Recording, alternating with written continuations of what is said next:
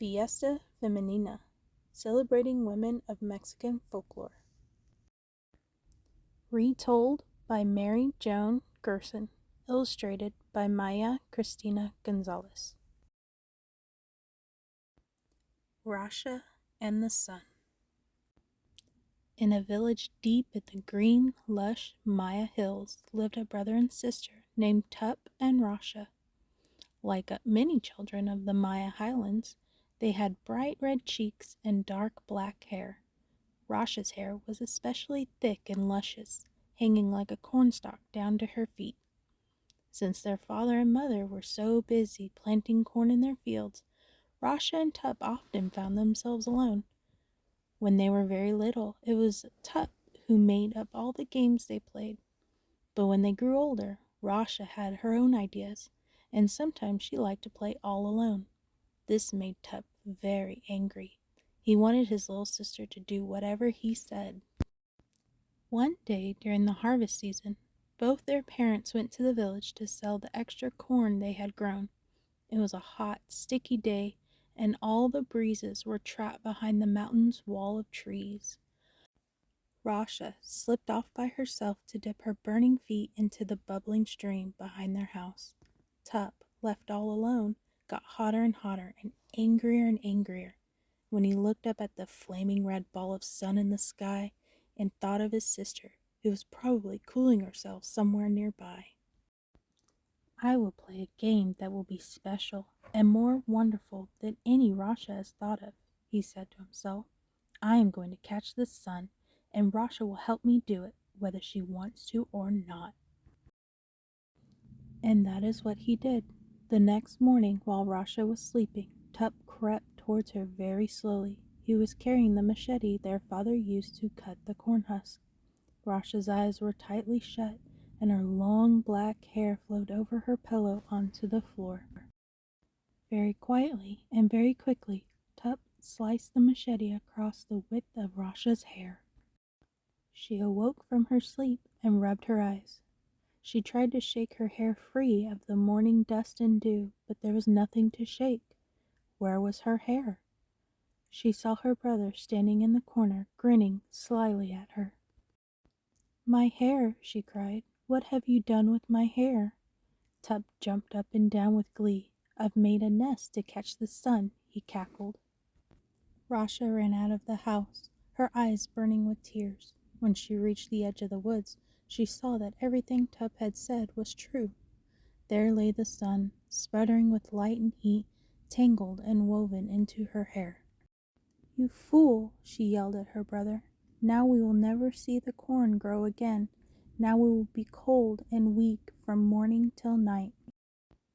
That will teach you a lesson for ignoring me, laughed Tup. Rosha tried to free the sun in every way she could. She pulled and pulled at the matted web of her hair, but her hands burned from the sun's fierce flames, and her cheeks were scorched by its glowing heat. Rosha ran deep into the forest to look for help. First she found a deer munching on leaves. Will you help me free the sun? She begged. Oh, I couldn't leave the forest in the daytime. It's not safe for me, said the deer. Rosha ran on and came upon a wild turkey feathering its huge nest. Please help me free the sun. It's trapped and dying. Don't be silly, sputtered the turkey. The sun is too grand to be caught for long. Exhausted and discouraged, Rosha sat down under the mahogany tree, shivering in the cold, sunless morning. A little mole crept along the ground. Why are you crying? The mole asked. I am trying to free the sun so that we can grow food again, she said, and no one is brave enough to help me. I am very brave, the mole said boldly. I will help you. Rosha smiled in the midst of her tears and stroked the mole's little head. She wondered how so tiny a creature could be so bold. Oh, little mole, I am sure you are brave beyond words, but a tiny creature like you can hardly help free something as giant as the sun. She noticed that the little mole was shivering with cold, so she picked it up and wrapped it in her shawl. The mole snuggled deep against Rosha's side, and her steady step soon sent him into a deep sleep. Then he had the most wonderful dream. In the dream he was a powerful hero, larger and stronger than every animal of the forest. Before long, Rosha saw the blazing, sputtering light of the captured sun. When she approached it, the mole jumped out of her shawl.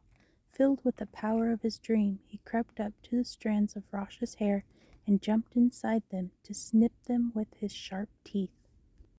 The brave little mole jumped up and down and snipped and snipped. He was so quick that before the sun could scorch his feet or face, he had loosened all the threads of Rosha's knotted hair. Then in one giant flame, the sun rose out of the nest and sailed back upwards into the sky. From high above, the grateful sun showered its light on Rosha and the little mole. Then its booming voice echoed through the deep green valley. This is what it said. To you, mole, I promise a safe shelter in the forest. From this day forward, you will be able to live underground where no other creature can harm you. And for you, young Rosha, who saved my light for all the world, I promise this. Your eyes and the eyes of all the Maya women will shine with my golden light forever. The sun kept its promise. If you watch carefully, you can sometimes see a mole slither down into a deep hole whenever it encounters danger. But you don't have to look carefully to see the light that flashes in the eyes of Maya women everywhere, thanks to Rosha's determination.